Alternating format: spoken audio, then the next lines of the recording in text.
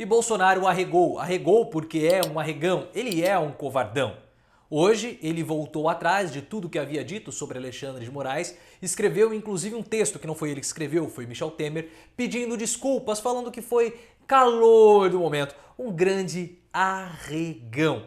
E eu espero que agora, depois do dia de hoje, acabe de uma vez por todas com essa história de golpe. Vamos parar com isso. Se alguém continuar falando essa história de golpe na grande imprensa, ou essa pessoa é mal intencionada, ou essa pessoa é muito ignorante. Porque como que Bolsonaro ele pode ser um golpista, sendo que ele ficou com medo e voltou atrás, teve que ligar pro Temer, teve que buscar o Michel Temer em São Paulo com um jatinho da FAB para escrever a carta para ele que não conseguia nem escrever. Porque primeiro que ele é iletrado, mas ele poderia ter feito desenho, ele não conseguia nem fazer um desenho.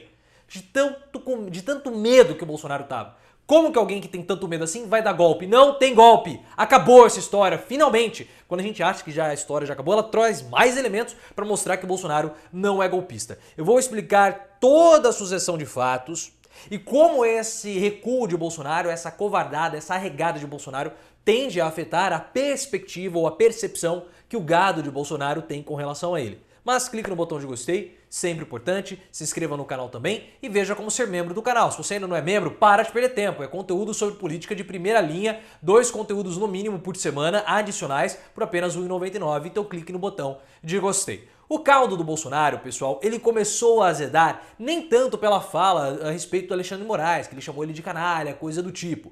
O problema foi quando o Bolsonaro incitou os caminhoneiros a irem para Brasília. Aí a situação começou de fato a azedar, porque ele começou a perceber que iria perder o controle.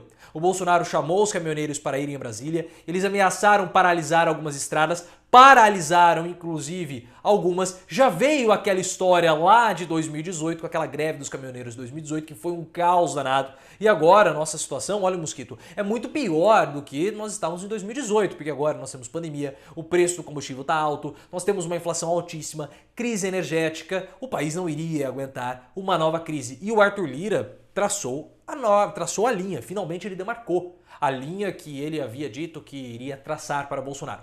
Porque o discurso do Arthur Lira, ele foi brando, mas ele teve um motivo. Ele foi brando porque o Lira também ficou com medo, porque o Palácio do Planalto fez chegar ao Arthur Lira que se ele fosse contundente no discurso e não fosse leve, não fosse macio, o Bolsonaro iria retirar poderes do Arthur Lira. Porque hoje quem faz a articulação do governo é o Lira, e o Bolsonaro iria retirar poderes do Lira. O Lira, claro, é um político habilidoso. Falou o seguinte, beleza, mas é o seguinte, você quer me ameaçar, mas eu vou te ameaçar de volta. Se você começar a fazer graça com essa história dos caminhoneiros, eu tiro o apoio, eu tiro o meu apoio, eu tiro o apoio do PP, Ciro Nogueira sai da Casa Civil e a gente trabalha para sua queda para colocar o Mourão. Beleza? Quer brincar assim? Vamos brincar. E aí houve esse acordo, aparentemente não houve nem telefonema, mas houve esse acordo entre os cavaleiros e a fala do Lira foi branda e o Bolsonaro também recuou no tom dele com relação ao 7 de setembro. Porque no mesmo dia, 7, à noite, o Bolsonaro mandou uma mensagem para os caminhoneiros e foi um balde de água fria aquele áudio do Bolsonaro. Porque ele falava para os caminhoneiros pensarem na inflação, para pararem com os protestos, pararem com a paralisação, porque aquilo iria afetar o país. E Bolsonaro foi instruído a fazer isso pelo Paulo Guedes e também pelo Tarcísio, o ministro da Infraestrutura. Para o Bolsonaro escutar alguém é porque ele viu que a situação azedou. Porque vocês sabem que o Bolsonaro, ele não é um ser racional, ele é um animal político que age pelo instinto. Então ele percebeu que se ele continuasse dessa forma, ficaria muito pior para ele. E o que ficaria pior? Ele sairia pelo impeachment e seria preso. Porque ele sabe que o destino dele é a cadeia. Então ele não pode mais tensionar a corda como ele está tensionando. E aí o que aconteceu? O Lira abaixou o tom. Mas o ministro Luiz Fux subiu o tom. E o Barroso hoje, como vocês puderam conferir no meu vídeo hoje à tarde, chamou o Bolsonaro de covarde e também usou lá um outro termo, e farsante, covarde e farsante. Então as instituições subiram o tom contra Bolsonaro, o mercado reagiu muito mal, nós temos que lembrar disso. Houve uma queda na bolsa no dia de ontem, o dólar subiu, a Veja, que é um veículo de direita, começou a publicar notícias sobre o custo Bolsonaro, quanto que Bolsonaro pesa para a produção. Começaram a falar sobre a imagem do Brasil no exterior. Começaram a falar que o Bolsonaro atrapalha o fluxo do capital no Brasil, e vocês sabem que o capital precisa se movimentar, Porque dinheiro parado é dinheiro sem valor. Para o capital ou dinheiro ter valor, ele precisa se movimentar. E o Estado não pode colocar essas barreiras para que o capital se movimente. Pelo menos esse é o desejo do capital. E o Bolsonaro, criando instabilidade, ele dificulta a trajetória do dinheiro, o caminho do dinheiro ou o movimento do dinheiro. E começou a ter uma insatisfação por parte do capitalismo financeiro e aí ele teve que recuar, não havia mais possibilidade. Chamou o Temer, houve uma conversa do Bolsonaro com o Alexandre de Moraes e ele fez aquela carta, que é uma carta completamente patética, porque não foi ele que escreveu, foi o Michel Temer. E aí o deboche ficou ainda maior, ainda maior. O João Dória falou, o leão virou um rato. E o Rodrigo Maia, que já havia chamado o Bolsonaro de gay no final de semana, falou que o Bolsonaro é um covarde e falou mais um monte de coisa a respeito do presidente da República. Todos esses episódios, pessoal, eles acabam afetando a imagem do Bolsonaro, a imagem do mito, a imagem do vingador moral da população. O áudio dele para os caminhoneiros já caiu como um balde de água fria. Os caminhoneiros se sentiram decepcionados, porque mostram que o Bolsonaro ele se abaixa, ele se submete às instituições, ou ele se submete ao sistema. E agora ficou provado. E aquele vídeo que nós estávamos falando, que o Bolsonaro estava preso, de fato, vai acontecer aquilo que nós falávamos que aconteceria. Se o Bolsonaro ele voltar ou retroceder com as falas dele, como ele fez, ele desagrada o público. Ele desagrada o público. Ou seja, houve uma orquestração, houve uma pressão e o Bolsonaro, que é o machão, que é o viril, abaixou a cabeça. E vocês sabem que essa questão da virilidade ela é muito presente com o Bolsonaro. Muito presente. Quais são as piadas, os adjetivos que o gado bolsonarista mais detesta a respeito de Bolsonaro? Que ele é broxa e que agora ele é corno. Toda vez que falam que o Bolsonaro é broxa, os bolsonaristas eles sentem no interior deles, porque tira a virilidade e tira a potência de Bolsonaro.